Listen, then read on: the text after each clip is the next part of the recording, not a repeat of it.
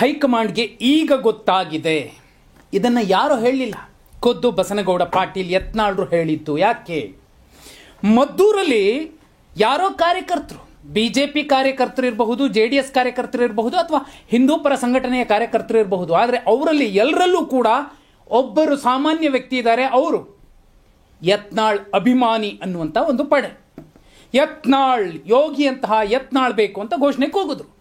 ಮದ್ದೂರ್ಗೆ Basanagouda Patil ಯತ್ನಾಳ್ರು entry ಕೊಡ್ತಿದ್ರೆ ಅದು ಸೋಮನಹಳ್ಳಿಯಿಂದಲೇ ಜನಸಾಗರ ಸೇರಿರುವಂಥದ್ದು, ರಸ್ತೆಯ ಇಕ್ಕಲಗಳಲ್ಲಿ ನಿಂತಿರುವಂಥದ್ದು, ಮತ್ತೆ ಅವರಿಗೆ ಅದ್ದೂರಿ ಸ್ವಾಗತವನ್ನು ಕೋರ್ತಿರುವಂಥದ್ದು. ಆ ದೃಶ್ಯಗಳನ್ನು ನೋಡಿದ್ರೆ ಒಂದು ಇಡೀ BJP ಬಂದಾಗ ಒಂದು 10-15 ಸಾವಿರ ಜನ ಸೇರಿದ್ರು ಜನಸ್ತೋಮ ಮದ್ದೂರಲ್ಲಿ.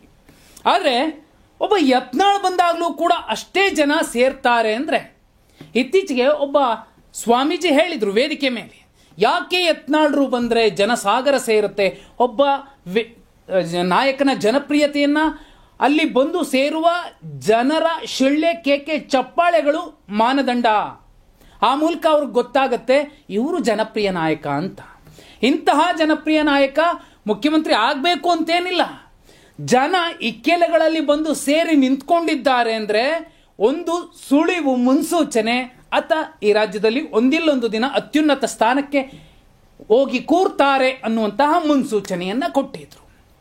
ಎಲ್ಲೋ ಒಂದು ಕಡೆ ಯತ್ನಾಳ್ರ ಈ ನಡೆ ನೋಡಿದ್ರೆ ನೋಡಿ, ಇಡೀ BJP ಒಂದು ಕಡೆ, ಸಿಂಗಲ್ ಯತ್ನಾಳ್ ಮತ್ತೊಂದು ಕಡೆ.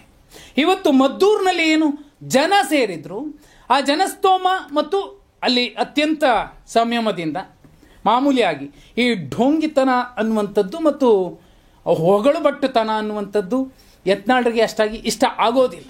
ನೇರ ಬೈತಾರೆ. ಯಾರೇ ಯೂಟ್ಯೂಬರ್ಸ್ ಇರಲಿ, ಜರ್ನಲಿಸ್ಟ್ಗಳಿರಲಿ, ಯಾರನ್ನೆಲ್ಲ ಪೂಜ್ಯರನ್ನೆಲ್ಲ ಹೊಗಳ್ತಿರಲ್ಲ ನೀವು, ಅಂದರೆ ಪೂಜ್ಯ ತಂದೆಯವರು ಅಂತಲೇ ಮೆನ್ಷನ್ ಮಾಡೋದವರು ಯತ್ನಾಳ್ರು.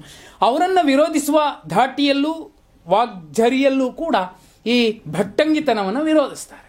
ಯತ್ನಾಳ್ರ ಆ ನಡೆ ನಿಜಕ್ಕೂ ಯಾರಿಗೆ ಆಗಲೂ ಇಷ್ಟ ಆಗುತ್ತೆ.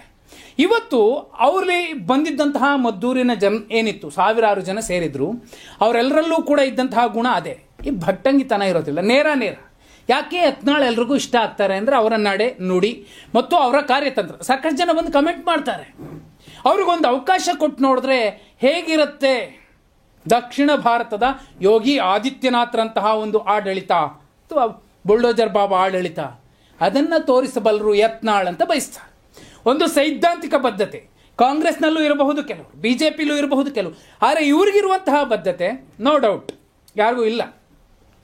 ತೀರಾ ಪಕ್ಷ ಅವರನ್ನು ಉಚ್ಚಾಟನೆ ಮಾಡಿದ್ರೂ ಕೂಡ ಆ ಪಕ್ಷದ ವಿಚಾರವಾಗಿ, ಸಿದ್ಧಾಂತದ ವಿಚಾರವಾಗಿ, ಮೋದಿಯವರ ವಿಚಾರವಾಗಿ ಯತ್ನಾಳ್ ಎಂದೂ ಕೂಡ ಎರಡು ಮಾತಾಡೋದಿಲ್ಲ. ಅದರ ಅರ್ಥ ಏನು? ಅವರೊಳಗಿರುವಂತಹ ದೇಶ ಪ್ರೇಮ ಮತ್ತು ಮಾತೃಭೂಮಿಯನ್ನು ಉಳಿಸುವಂತಹ, ಧರ್ಮ ಉಳಿಸುವಂತಹ, ಬುದ್ಧ ಬಸವ ಭೀಮ ಎಲ್ಲರನ್ನೂ ಕೂಡ ಒಟ್ಟಿಗೆ ಪ್ರೀತಿಸುವಂತಹ ಗುಣ ಇದೆಯಲ್ಲ, ಅದು ಯತ್ನಾಳ್ರನ್ನ ಒಂದಲ್ಲ ಒಂದು ದಿನ ಅತ್ಯುನ್ನತ ಸ್ಥಾನಕ್ಕೆ ತಂದು ಕೂರಿಸುತ್ತೆ. ಆದರೆ ಇವತ್ತಿನ ಮದ್ದೂರಿನ ಜನಸ್ತೋಮದ ಸಂದೇಶ ನಿಜಕ್ಕೂ BJP ಹೈಕಮಾಂಡ್ಗೆ ಮತ್ತು BJP ರಾಜ್ಯ ಘಟಕಕ್ಕೆ ಎಚ್ಚರಿಕೆಯ ಕರೆಗಂಟೆ. ಯತ್ನಾಳ್ ಅಂತಹ ನಾಯಕ ಎಷ್ಟು ದಿನ ಹೊರಗಿದ್ರು BJPಗೆ ಲಾಸ್. ಎಷ್ಟು ಬೇಗ ಅವರು BJPಗೆ ಬರ್ತಾರೆ, ಅದು ಭಾರತೀಯ ಜನತಾ ಪಾರ್ಟಿ ಕರ್ನಾಟಕ ಘಟಕ ಏನಿದೆ ಆ ಘಟಕಕ್ಕೆ ಬಹುದೊಡ್ಡ ಲಾಭ ಆಗತ್ತೆ ಅನ್ನೋದನ್ನ ಈ ಜನಸ್ತೋಮ ತೋರಿಸ್ತಿದೆ. ನೀವೇನಂತೀರಾ? ಕಮೆಂಟ್ ಮಾಡಿ.